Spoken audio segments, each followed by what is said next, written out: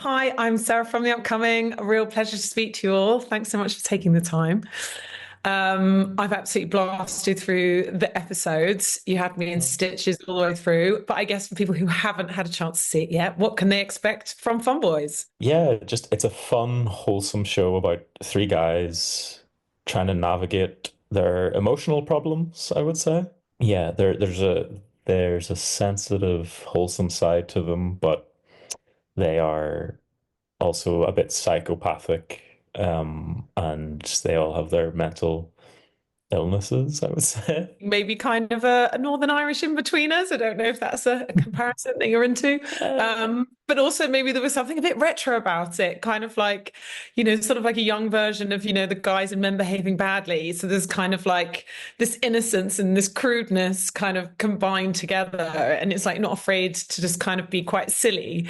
Where did it all start for you? Did you have in mind what you wanted to create? Did you know it'd become something bigger right from the beginning? We did a short film called Funboys, which was adapted from a sketch that we put online called Funboys. So it's sort of grown, it's evolved in its own way throughout the years. We knew that there was something very funny about three guys who just love each other, but just incredibly mentally unwell, and they just don't know how to navigate life. There's something funny about them being such good friends and hanging out with each other in a mundane way that just made us laugh. So we were determined to try and figure out how that could work for like a scripted TV thing.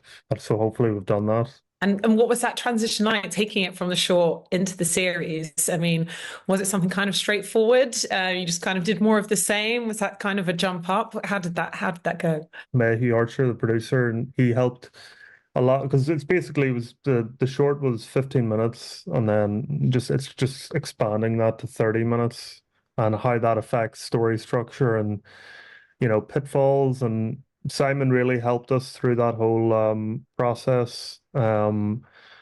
But I think the spirit of it is still in there, and it's sort of evolved in its own way. Yeah, it's like there was structural things each time where with the sketches they're only like 2 or 3 minutes, so they're very improv based and we can just kind of spin off into anything. But with the 15-minute one, it was a big jump to that where we have to perform this scripted dialogue now and do that with the feel of improv was the biggest challenge from the short. And then the series, it was just the same again, but on a bigger scale. Yeah, but there's a lot of improv as well, like throughout the show. So yeah, it always comes back to just like making ourselves laugh, and that's how the sketches sort of started. That was going to be my next question, actually, of how much of it is improvised, because you guys obviously have such an incredible chemistry, and I'm sure you're kind of bouncing off each other all the time. But whether, yeah, when you're making a kind of series, you sort of have to have more of it written down in advance, perhaps. So did you kind of keep some of that balance? Were there things that made it into the final edit that were just kind of made up on the spot? Yeah, oh yeah, there's a lot of moments, definitely. There was a lot of stuff that we did on the day that was like genuinely funny, but it didn't make it into the show because it kind of stops the flow of the story and all these kind of things. But yeah, the improv helps in a lot of ways though, because even if an improvised line doesn't make it into the show, it can change the tone of the scripted dialogue, and it can just get us into the chemistry and the flow of each other, just playing it in that looser way. uh yeah, we would tend to do like a few takes where it's more the scripted, like make sure we've got the scripted, and then if we have time we can play around with it. So yeah, I think if we got more as well, we would love to push that even further and ask for more time if we can get more money to do more improv, and The boys do get into some pretty mad scenarios. I don't know how much you can disclose, but how many of these were kind of from something based in real life, or is it something that you just like, make up, imagine in your own heads? What's the balance in those things?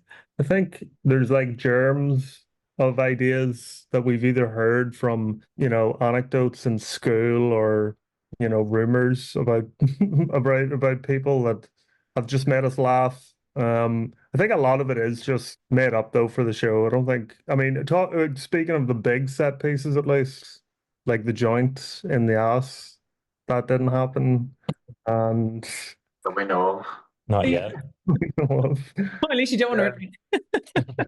And another one which I forgot about, the stealing the dads, that hasn't happened either. But Hmm. the sleepover, the chemistry during the sleepover, that's very real. Like I've had sleepovers like that where you're sleeping over at your friend's house and they kind of don't want you to be there, but you are Yeah. sleeping over. You have to stay with them. That sort of anxiety I can relate to. Male teenage sleepovers were a phenomena. We even like from the earliest, like the first version of the pilot, the first scene was a sleepover. And I think that the sleepover is the actual tone of that, like guys in sleeping bags talking through like their lives to each other. It's just very funny to us. Yeah, we try to tap into that. And then obviously there's more stuff that happens during that sleepover scene, but yeah, it's yeah. And I think one of the things I really like about it, though, is that it is kind of able to flip between kind of these sort of straight up humorous moments with kind of these moments of vulnerability. And, you know, it's touching on male friendship and, you know, having to sort of vocalize your emotions. So was that also something kind of important to you to be able to kind of cover those bigger topics while it being a comedy at the same time? Yeah, it felt like a natural thing. Just given the characters' relationships and history as well. It felt like they've been acting like this their whole lives, and they've got a level of comfort with each other that most maybe male friends don't have. Talking about their feelings is something that comes up gradually, but they're not afraid to show like emotionality towards each other and hug each other and stuff like that. So yeah, that was just a funny thing. We're projecting this is what we wish we could be like with each other. Hmm. I'd say that's true. Like, like even making eye contact in real life, I find much harder, but in the show, it felt like the most natural thing to just stare like deeply into each other's eyes. And like a lot of our scenes where our faces are like our noses are touching because we're so like intensely talking to each other.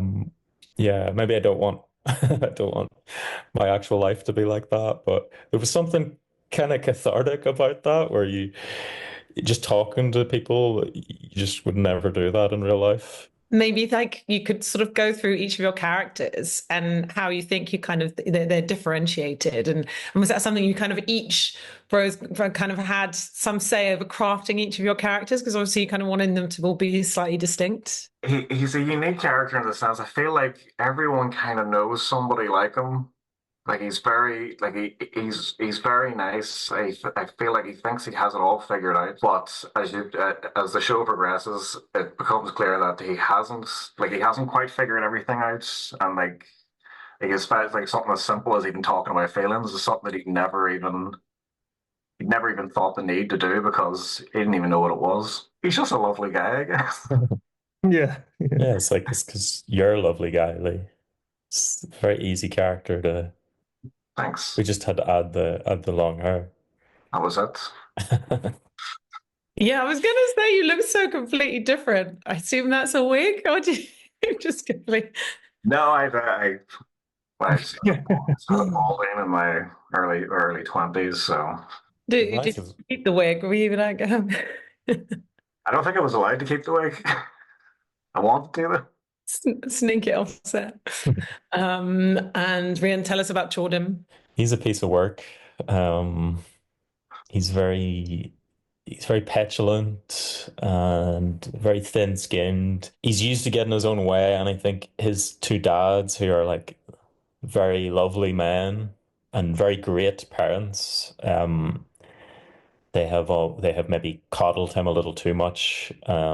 And yeah, that comes out in his relationship to Callum and Lorcan. But I think deep down he cares very deeply about his friends. Like there's a sensitivity to him, and that's why he gets so upset. Like that's why he tries to like kill himself. Because Callum has a girlfriend. It's because he loves his friends so deeply that he would risk his life to save that friendship, you know. Ryan, what can you tell us about Callum? And Callum is just a walking disaster. He's just hasn't cracked out. He hasn't cracked how to speak to people, male or female. Um, the only human beings that he can speak to are Jordan and Lorcan, which is kind of like the angel and the devil. Um, and yeah, he's just got a lot of learning to do. He's a perpetual just fuck up of a human. So riddled with anxiety. Um, yeah, he's got a lot to learn if we ever get any more episodes. You know, I just really wanted to mention as well, like the supporting cast, like Jamie, particularly Ellie.